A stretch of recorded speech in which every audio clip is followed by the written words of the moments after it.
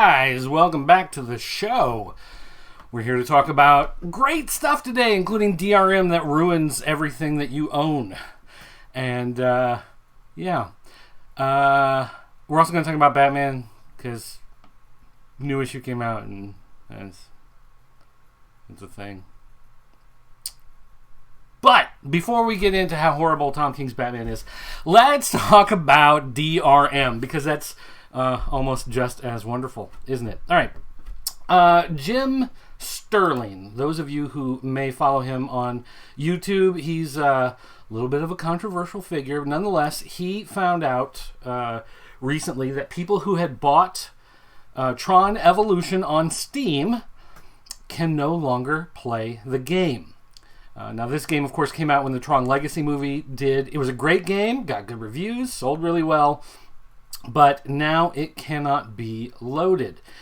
And basically, it breaks down like this. If you owned the game in the past and you played it in the past on your machine, you still have it installed, you can still play it just fine.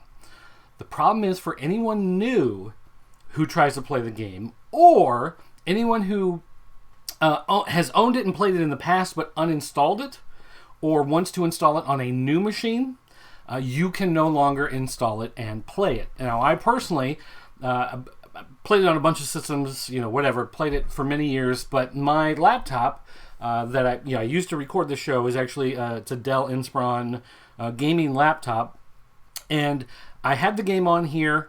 But every so often, every 2 years, whatever, I like to wipe out my laptops clean and start over because I download so much stuff, I install so much stuff, and then after a while I use different software. I try to back up my settings, try to, save all the videos and photos and stuff I want either in online storage or on external hard drives, and then I just wipe the thing completely, reset Windows 10, and restart. And it's something really... I think more people should do that. The more stuff that you install, the more stuff that you add on, especially with something like Chrome, and every time you get a new computer, you log into Chrome, you sync up all your stuff, it downloads all the same extensions, and then you wonder, do I really need all these things? And they're taking the resources in the background, and some of them get buggy and whatever. So every so often, I just make it a habit to wipe my system clean and start from scratch. And so I looked at this and I thought, well, I paid for the game on Steam. I also paid for a physical copy years ago. I have a boxed copy of the game. So if I can't play my Steam one, can I play my boxed copy one? The Steam one, I played on this computer, but it was before I wiped the hard drive. I was wondering, could I actually play it? And as it turns out, no, it does not work. Basically what has happened is, here, let me flip back to this. You got something interesting to watch at. Disney used something called Secure ROM. And Secure ROM, you have a hardware code and a serial number. The serial number comes with your game. When you load up and try to install, it assigns you a hardware code. Then you connect to the Secure ROM servers, and the Secure ROM servers will then look through everything that you have and say, okay, this is your serial number, this is your hardware code, this is your unlock code. And it generates the unlock code, it unlocks the game, and it allows it to install. However, the servers that Secure ROM uses for that are no longer in use. Basically, what happened was Disney has pretty much backed out of the video game business themselves, and everything goes through EA and I don't know who does their mobile games and whatever, but it's not, it was Lucasfilm, and then there was Disney Games and whatever. Now it's all handled off-site, third party. And Disney decided not to renew their subscription to Secure ROM because Secure ROM runs on a yearly subscription basis. So your game per year, you pay so much money, they maintain the servers, they unlock everything, and the games can keep playing. Disney decided it wasn't worth their money anymore to continue to pay for the Secure ROM subscription for Tron Evolution. And you may say, okay, well, it's like a 10-year-old game, right? So it's like, who cares? But the reason why Jim Sterling found out about this originally and decided to make a video about it and put it online was because people were trying to play. and people could not get the game to load and play. And so it wasn't so much the fact that, hey, it's an old game, nobody plays it anymore. This is an old game, people still do play. People love the franchise. People want to play the game that they paid for, and they cannot. Now, if you own it on PlayStation 3 or Xbox 360, you can still play those fine because they don't use Secure ROM. It's only on PC that you have that problem. But really, it's interesting. One, the Tron community is still playing these old games. They still love it. It doesn't matter. And two, that the Secure ROM is run as a subscription service. I thought it was just a server had gone down. The server didn't work anymore. I thought, well, why doesn't someone just make a server, have the address go to somewhere and put whatever patch on it is that downloads. So when you connect to the server, it downloads the patch and everything's fine.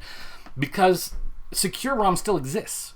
They're still alive. You do connect to the server. What happens is you connect to the server and it says that your serial number is deactivated. Because the chunk of serial numbers that Disney had paid for, had licensed for Secure ROM, they stopped paying for them, so all of those serial numbers are deregistered. So, it's not a Steam problem, because with the physical copy of the game on PC, it does the same thing. You put in your disc, it downloads the files, it installs, it brings up the Secure ROM check, it asks you to connect to the internet, and you're out of luck.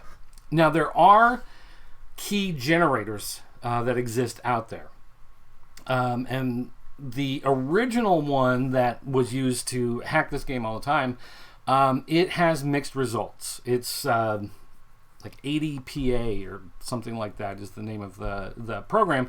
And it doesn't work 100%. You're supposed to put in your code, you put in the hardware code. There's a point where when Secure ROM fails, it says it's been deregistered. You can put to manually unlock it, and it'll ask you to put in the code that was already previously generated. So I had saved a hardware code. I tried that. My old code didn't work because this hardware is registered as being something different. Because I've reformatted, so it counts as a different machine. I admit I tried using the device. I got a code, put in the code, it didn't work. It'll say it's activated, but then it doesn't actually launch and play. Now, there are other hacks that exist out there that supposedly just rip Secure ROM right out of the game, and you can play it. I don't know if those are compatible with the Steam version, or if you're going to have to download ISOs and put in a virtual drive with the ISO of the game. Like, I don't know how all of that works, and I haven't gotten into all of that. But it is interesting that the way the DRM screws you over is not limited just to buying digitally, which I had always thought that digital would be the problem. Buying something on Steam that has some sort of copy protection into it, then of course you're tied to Steam. Obviously you have to have it. Steam goes down, you lose the game. But I always figured as long as Steam was there, it would be an option just fine. But of course now we see that it's not even going to work on Steam, even though it's still in your Steam library. And you can still go through the process of downloading the 6.8 gigabyte file, but then once it goes to install, you can't get through that without some other hack or crack, which I have yet to find. But it made me wonder about some of these other things that we look at with copyright and DRM. iTunes. Originally when iTunes came out, everything was DRM'd. I don't know if it's still that way. I have not bought any sort of file off of iTunes in maybe a decade. So I don't really know. I remember, though, early on when I had purchased music on iTunes, it downloaded them as an M4V file, I think it was. And it was basically an MP4 audio file that had been somehow locked with Apple's DRM. And there was a tool that came out called Fairplay, and Fairplay allowed you to rip it up. Or Handbrake. I think Handbrake was another one, allow you to rip that DRM and just get your basic music file. But Amazon then jumped into the fray. They offered 99-cent DRM-free MP3s. If you were a big fan of G4, Tech TV back in the day, you know that there were like Russian websites that people were going to and downloading them for pennies. 10, 15 cents you could download the song, but those have long since been shut down. But what was interesting to me is that as these other companies got less into DRM, and they just made the files available for 99 cents, you saw sales go up. People bought music. I bought MP3s instead of going to the news groups or wherever and downloading them because I wanted to support the artists I like. I just wanted the music in the format I could use, and I didn't have an iPod. I had, at the time, I had a phone.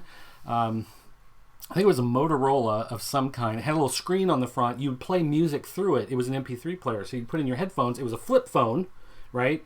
But when you flipped it down, you had a control screen right there, and it would say the name of the song and whatever. You could flip through the different songs, pull up the menu, switch to a different playlist, and play.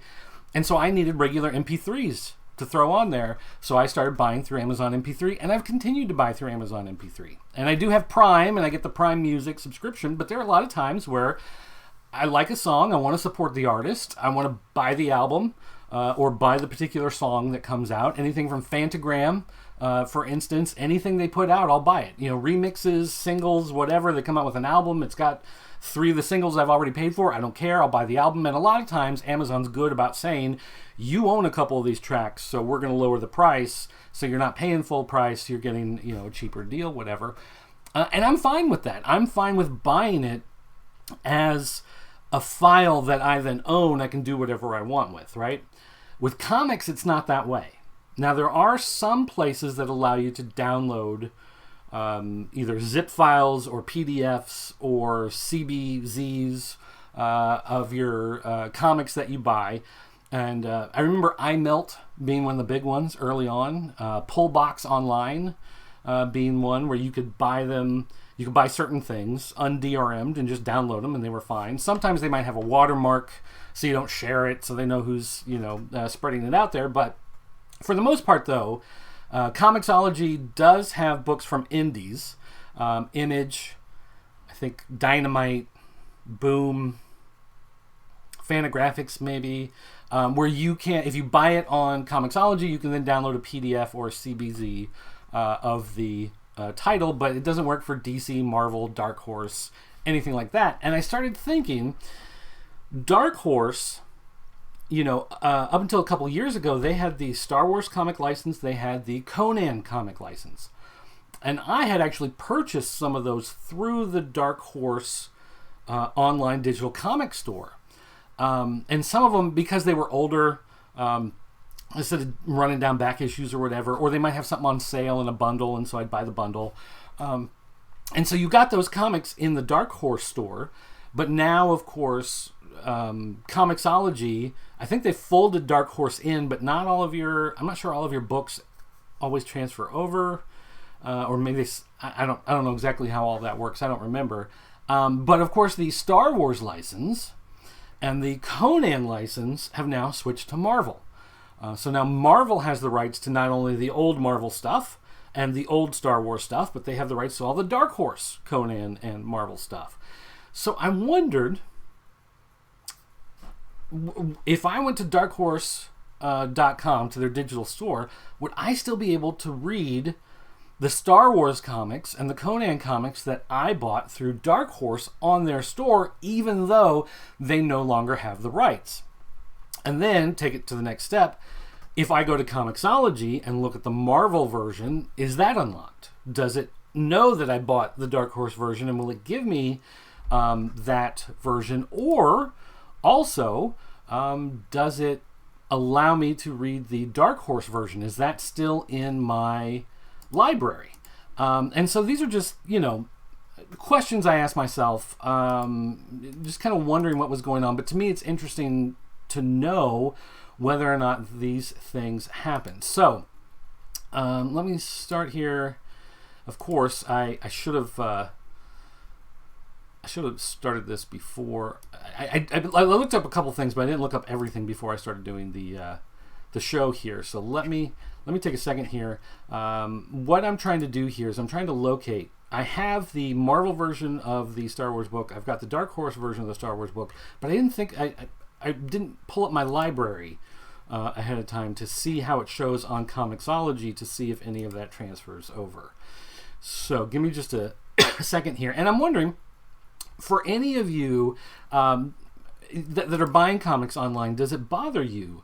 Or I guess anything. Like if you're buying a movie on Vudu, you buy the digital copy, you don't actually own a physical copy. Do you consider that to be a problem? Are you worried about that, something going down? I know that one of the online movie services shut down recently. I forget which one it was, but before that, Movies Anywhere started, and they linked all your libraries together. And so anything you bought on the Microsoft Store or in Vudu, or I think even Xfinity is now part of the mix, that if you buy a movie digitally on Xfinity, it'll show up in your Movies Anywhere, and it goes through all your different stores. So if somebody's got movies on sale and you buy them, let's say the Microsoft Store had the Die Hard movies on sale. So you buy the movies, the bundle on the Microsoft Store, it'll show up on Google Play. It'll show up on Vudu. It'll show up, any of these linked libraries that have those movies. It's unlocked on all of them.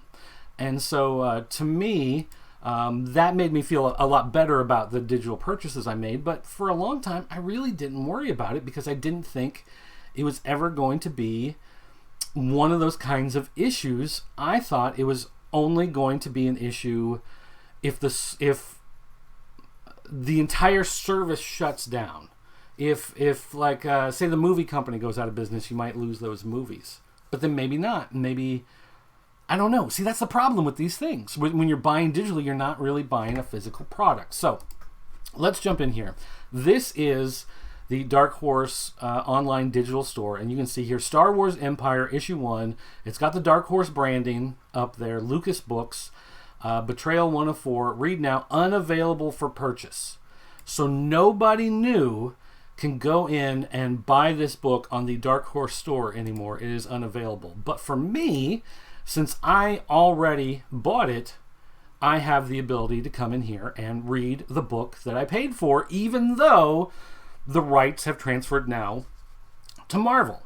So then, like I said, that brings up an interesting question. First of all, is this going to show up in my Comixology library? Do I get access to the Marvel version of the book? So we come over here. This is Comixology.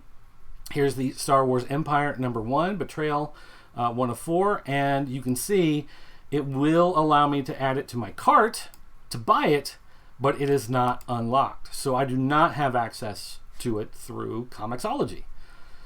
And so that's kind of interesting. And if we pull it up, we can see that Marvel has in fact redone the cover. The Lucas Books thing is gone. The Dark Horse branding is gone, of course. It says Legends on the bottom, so you know that it's from Expanded Universe. It doesn't count, when Disney restarted basically the Star Wars universe with Marvel, because they bought Marvel and whatever, they basically dumped everything that was in the Expanded Universe, and they wanted to start with new movies, and so any of this old stuff will say Legends on it to let you know it's no longer part of canon. It's in the old version of the universe. But something I thought was interesting, and maybe it's just me, but they redid. I understand they're going to take this out. I understand they're going to take this out. What I was surprised to see is if you look, this box is big. It takes up more space over the artwork. When you look here, the artwork has been repainted. It's been reworked because this box is smaller. I found that interesting. Here's the part where Lucas Books was. That has been taken off, and that artwork again has been redone. So what they've done is they've gone back to the, you can see here in this bullet coming out, there's this little flare right here where the electricity is crackling a little bit, and if you look, it's still there, but the lettering is in a different spot in comparison to where it was. It was covering that more. Now that's open more out there, meaning Marvel actually went back to the original unbranded artwork, pulled up the original files, and then redid the logo, redid all the information on there, all of the whatever information telling you. I forget what it's called. It's some kind of marking that you put on the cover, let people know the issue number and the artist and the writer and whatever. They went back and they redid that from scratch, made it look similar. They have the same font for the logo, so you can see that is the actual logo. They got the rights to that. I'm sure Dark Horse had to hand over that information, but they redid that. Here where it says betrayal, it's down crossing right across his knee. You can see it's up higher. And for those of you, again, listening on audio, thanks for listening. You can't see this, but hopefully I'm describing it well enough that you understand what I'm saying here. That all of this information, Marvel went back to the original artwork, started from scratch, reconfigured, redid the cover so it looks like the old one, but of course it has the Marvel branding and whatever built onto it. But to me, that's interesting that they would take that extra step. I wouldn't expect them to do that. I would expect anywhere it says Dark Horse, they're going to put a Marvel logo and they'd make it a different size so it would fit. I don't know why the Lucas books is missing, and the Legends, I thought they would just slap on the bottom. It wouldn't matter, but they are actually going back to the original artwork. So that's interesting. But no, I do not have it. So I wondered, is this... I know this links with the Marvel store. So anything you buy in the Marvel comic store, the Marvel sales that you buy will jump over to Comixology. And I think vice versa. Anything you buy on Comixology that's a Marvel book will unlock through the Marvel app and on the Marvel digital comic store. So I wondered if when I came in to look through the books I have here on Comixology, if it would appear on there, and it doesn't. It does not show up in there at all. And you can see I haven't really bought a lot of the Marvel ones that are on here. Just, I don't like them as much. At one point, Comixology gave away tons and tons and tons of stuff, and you could get books for free by putting in the codes. And so I've got a fair amount of books on here. Got over 1,000 different series. Yeesh. And as far as individual books, okay. 5,600 individual comics. I'm not that worried, but maybe I should be. Well, actually, I'm not, because if you go online and you look around, you do enough searching, you can find a tool that will allow you to make your own backups of your Comixology books. I won't say what it's called. I won't say where to get it. Do not message me. I will not tell you. But nonetheless, you can go out and find a tool, and that tool will allow you to go into Comixology and make a backup of whatever comic it is, and it'll make it in the full quality of the original book. So some people, I know there are people that will screen print. They'll have something like an iPad with a Retina display, and they will screen print and flip and screen print and flip.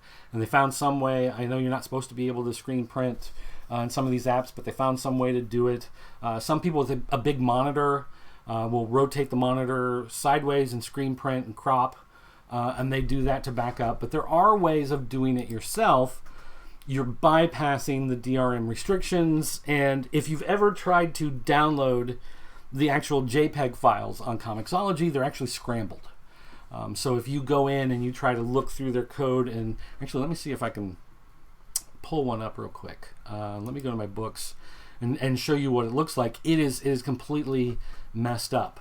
And so you are unable to actually just download those JPEGs and save them. Let me go into here, images, okay. Let's go back. All right, so this is what the comic page will actually look like straight out of Comixology. So as you can see, it's been chopped up and mixed around. And if I don't know if that is showing up. Is that showing up? That is not showing up. Okay, here. Oh my goodness. Okay, how do I get this window to show? Let me add Browser. Maybe Edge info. Browser. You need a browser source. Yes, thank you. Oh, no, wait, that's not what I want. I don't want that. How do I... Okay, what I'm trying to do here is I'm trying to get to a point where I can show you what I'm seeing on my screen, because there's a way that you can pull up the information in the development tools in Chrome, or the Chromium or Chrome version of Edge, or wherever, and there is a way to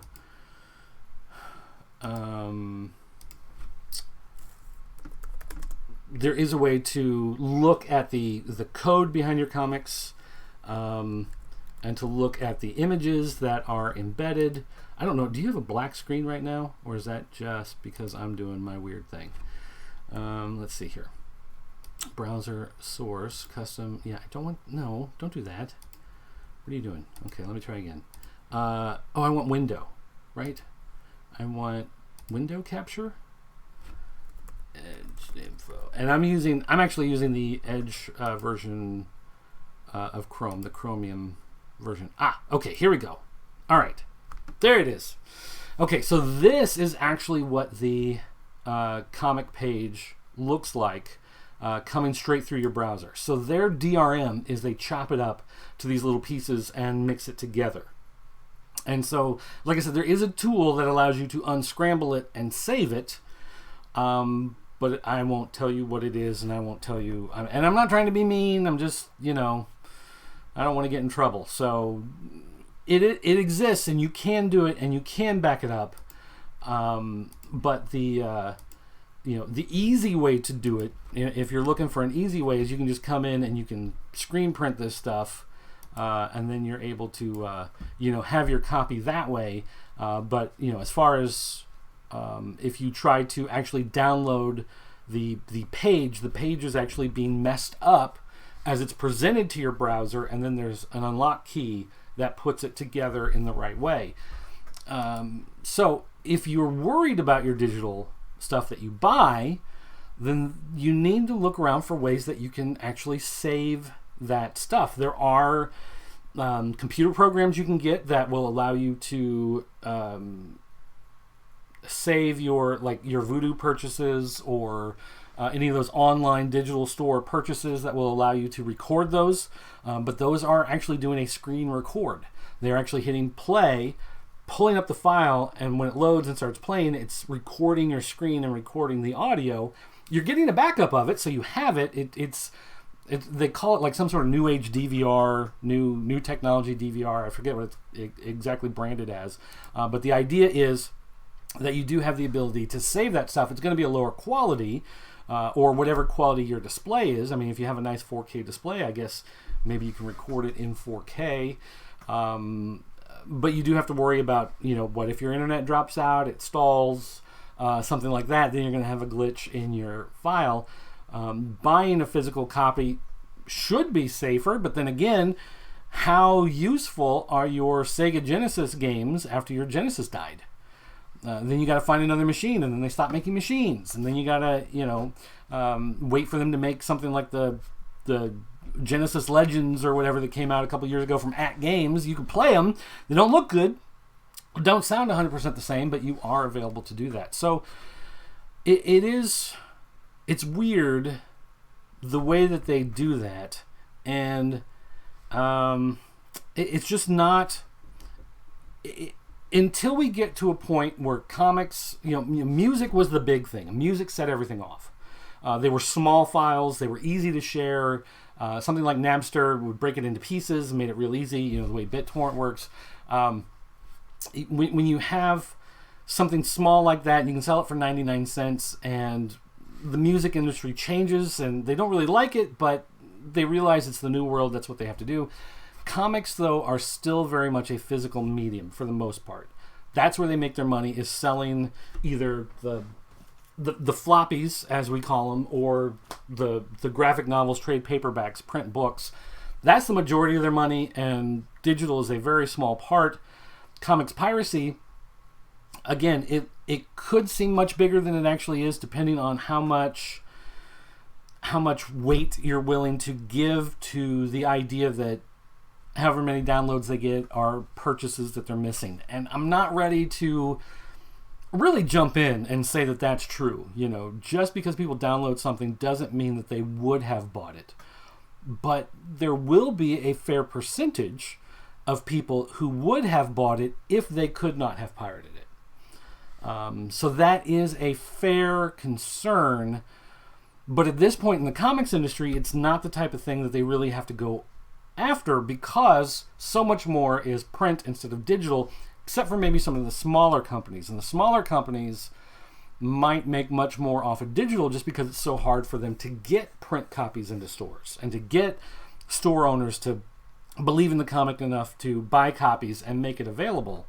And maybe there needs to be some sort of better small press distribution service that's not going through Diamond, that, you know, deals a little more directly with comic store owners. But, you know, whatever, you can call that whatever it is. But for now, let's just say that the idea of DRM is still, it creates more problems for legal purchasers of that form of entertainment than for pirates. Pirates can go out and play Tron Evolution with no problem on their PC because they've cracked it, they've hacked it, it works fine.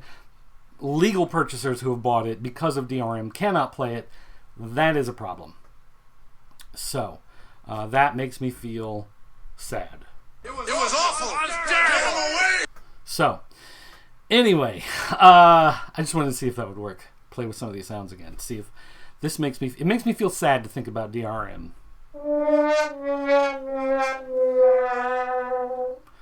Is that echoing?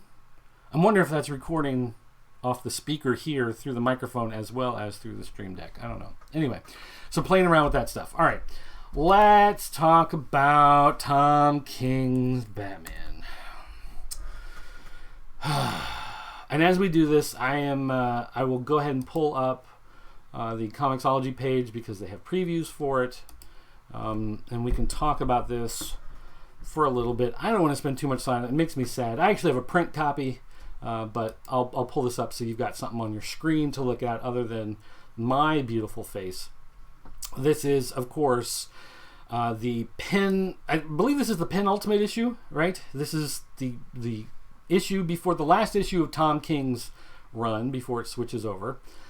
I can say it's a big switch in artwork from the last issue to this issue, and it's a little odd. A little jarring to see it like this.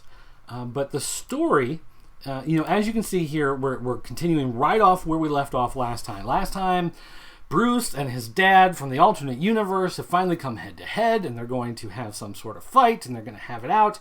Psycho Pirate's there. Ventriloquist as Thomas Wayne's Alfred is there. Bruce Wayne's Alfred in our universe is dead. Catwoman is there to take him on. To help Bruce take on Thomas. And so my biggest problem with the storyline, this particular one at least, has been this idea that Thomas, he doesn't want Bruce to be the hero. He wants to make him give it up and have a normal life because Thomas knows how hard it is and how difficult it is, and he doesn't want that for his son. But he attacks his son? Like, he's killing people that his son cares about. He's destroying parts of his son's life in order to get his son to give up being Batman and to live a normal life, knowing that his son is just as driven as he is. Bruce wouldn't give it up. You wouldn't give it up, so Bruce wouldn't give it up. It doesn't make any sense. I want you to live a normal life, so I'm going to destroy everything so you have no choice? No, it's just going to make someone more dedicated to fight back and to come back against you. The story to me just doesn't work. So what Tom King has attempted to do in this particular issue is he's going back through some of the history of what's been going on in his run, and he's kind of explaining Thomas and explaining how Thomas has gotten to this point where he works with Bane, where he wants to destroy Bruce, where he's attacking everything in his life, and showing all these steps through Thomas Wayne's history as he's had his own life, seeing Bruce being murdered. His Martha becomes the Joker in his universe, in the Flashpoint universe. Then how he found out his son was still alive and he came over, whatever, and he does it through all these flashbacks, and things are kind of out of order in some places. Like it seems to go back, and then it starts going forward again until we get to the end of the issue, which basically puts us right back to where we were at the beginning of the issue. This entire issue is a flashback. And it's a waste. This book is $3.99. If you are a member of Comixology Unlimited, then you can get it for $3.39. If you buy the paper copy from your local store, it's $3.99. Maybe you get a discount.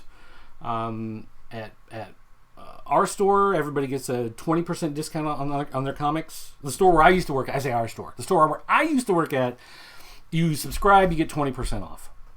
But you're paying $3 for a flashback to explain a character that still doesn't work. Even with the flashback, it doesn't work. Tom King's Batman makes no sense. This run doesn't work. Now, personally, I've never been a fan of the Batman Catwoman dynamic. I never really cared for it. And that, of course, has been a big part of his run, and doing the whole wedding thing, and then, of course, it didn't. And, that was a whole debacle in and of itself. He has lost readers. So we've talked about it here on this show before. He's lost 20,000 readers, or at least 20,000 in sales over the last couple years. If you take out, like, the issue 50 bump, and the button, some of those crossovers that get these kind of artificial bumps, and you look at just the main line of it, in the last couple of years, he's lost 20,000 copies sold. How many of those, how many copies were stores buying for customers that customers weren't coming in to buy, so they started cutting numbers? How close to the actual numbers are stores buying for this book, because people, the public isn't buying it like it used to. And it's not selling as well. Even if you may say, well, hey, it was in the top 10 of Diamond's books, but if you look at the top 10, 1, 2, 3 are usually high number sales, and then you start getting 100,000 copies, 150,000 copies and below. You have some books in the top 10 that are under 100,000 copies, which 20 years ago was straight cancellation. The market has shrunk. The digital sales coming in are not adding enough extra sales. The numbers are not going up, and so he's lost a lot of readers over the years. And these are not people buying the trades. These are not people that have given up on the floppies, that don't buy comics anymore, and they've gotten older, and now they just buy the trades at Barnes & Noble. It's just not selling well, and it does hurt the other parts of the industry. There are a lot of people that have a certain fatigue with characters when they get overused. Batman's one that's getting overused now. You look at Deadpool, you look at Wolverine, you look at Superman is starting to get to that point in the DC universe again, where he's showing up in anything and everything. And it's not good. Sales are not good. The industry's not good. Things are not going well for comic books. They're not going well for Batman in particular. And I'll be relieved once he's gone off of the book, because issues like this, I'm kind of at the point now where I'm looking at my collection of comics. My comics get too big, all the time. I'm just adding boxes and boxes. So again, every few years, kind of like with wiping the laptop, I sell off a bunch of comics. There's a store here in town that'll buy them. He'll take anything as long as they're in good condition. Like, he knows that my stuff's not going to be ripped up and missing covers and things like that. I can take a bunch of stuff that I'm not reading anymore, that I just want to get rid of, and he'll give me a fair store credit trade-in price. and I'll use that to grab some stuff off the shelf. Again, there's 3 comic book shops in town, and so I'll go in there every so often and pick some random stuff up, pick up some trades of whatever, and use the credit for that. And I'm thinking, I might ditch this Tom King run. I know some of these books have a higher resale value. A lot of these books, he tends to go per issue. He looks at everything that you have and then kind of works out some sort of average in his head and gives you that amount. So some books you're losing out on, but some books you're actually gaining on because they're not worth anything. And I may ditch I may drop this run of Batman. I just don't care. We will see when the new one starts with Tinian coming in. I'm going to give it a chance. Hopefully it'll be better. I've really loved what's been going on in Detective. That's good stuff. But Batman's just not doing it for me these days. And I know I'm not the only one. I know some of you like him and some of you think it's great. And you love the extra stuff that he's doing. You love, and you're going to be like, hey, this flashback issue is great because it shows me all this stuff about Thomas. It doesn't explain Thomas. Still doesn't work. It makes absolutely no sense with the character. You've shown me what's happened. It still doesn't work, but nonetheless, it's there. So, yeah, I don't really know that I have anything more to add on that. I've been kind of padding words here for the last few minutes. I realize that, and yeah, I get that way sometimes. I'm just throwing out words to have words to make the show keep going, make it longer, more time on the clock. So it's a longer show. So it's better.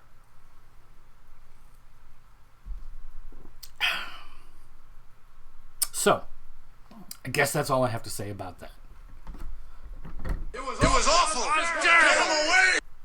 Not a good show today, I guess. I made unhappy with a lot of stuff.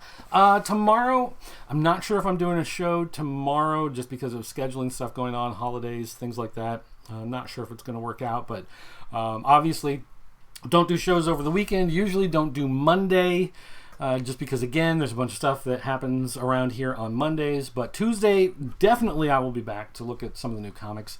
If something big happens and I want to talk about it, then definitely I will come back and do a show in the meantime. But I'm going to say more than likely, probably not going to do one tomorrow. Don't do it over the weekend. I don't do Monday. So Tuesday is probably when I'll be back. But I have gotten some feedback from you guys. Some of you actually agree with me with what I'm saying about comics, which is unexpected but nice because I'm used to just people calling me an idiot. And it's fine. Whatever works. But it's nice sometimes to know that I'm not the only person out there with some of these thoughts in my head. Let's see. Oh, I've got here. There's something going on. What is going on? Okay, so here, let me show you this. This is what I see on YouTube, and this happens every so often. I'll come in here and they're my public comments. Okay, fine. I get this likely spam. Sometimes there's stuff in there, 0. But here it says held for review. And it's showing a 1. There's some comment that somebody has left that YouTube says I need to see. I need to approve it before it goes live. And yet it's not showing me anything. There's nothing here. So if you've left a comment and I have not responded to it, and it's something directly that you think, I probably should have, that's why. Because I can flip back and forth, and some of this stuff just doesn't show up. It'll say that I've got comments there, but it won't actually show them to me. And that is a bit of a problem. Now, also, I do keep watch over the Pop Culture Network YouTube page. So if you're watching this on the Pop Culture Network YouTube page, I do look at the comments there. And I do respond as well because I am moderator. Killen owns the account, technically. And I'm I don't know if moderator is the right term, whatever, but I do have the ability to go in and look at some of this, look at the comments and things like that. So, and actually I'm looking, now that I pull it up, there are some comments I hadn't seen before that have just shown up. So, good video, good job. Okay, thanks. That's nice. Likely spam. And again here, it's saying likely spam. There's 2 comments and nothing. Nice work. You're all caught up. Well, that's great. So again, if you left some comments on the Pop Culture Network page, I can't see them. I don't know what they are. They aren't there. Let's see. But there was something. Okay, yeah. Dismiss. I know. YouTube is apparently going through right now and trying to find bots and get bots off their system, and so people's subscriber counts, some of them are going down. You may see some people complain that they're not they're not getting, they don't have the subscribers are disappearing, people are being unsubscribed from my channel. It's bot accounts, it's fake accounts that are being shut down. So if you see people freaking out about that, it's not another conspiracy from YouTube. They're just getting rid of some of those fake accounts. It happens every so often. It's not that big of a deal. Goat. I am the goat. Oh, that's nice. Cool. Thanks, Riot Bro. I'm the goat. Nice to know. Hot audio, yeah. Why is it not available? Okay. Love Brad Dorff. Yeah, so do I. All right. So anyway, you guys are awesome. Oh, thanks. Even though it's just me. Weird. Okay. Yeah. Well, I guess all of us. You guys still like killing. That's nice to know. All right. Anyway, thanks for watching, guys. I'm not going to ask you to like. Not going to ask you to subscribe. Not going to ask you to hit that bell. I'm not going to even ask you to share. All I am going to ask is that you remember this one thing. You're watching the best looking guy on the internet.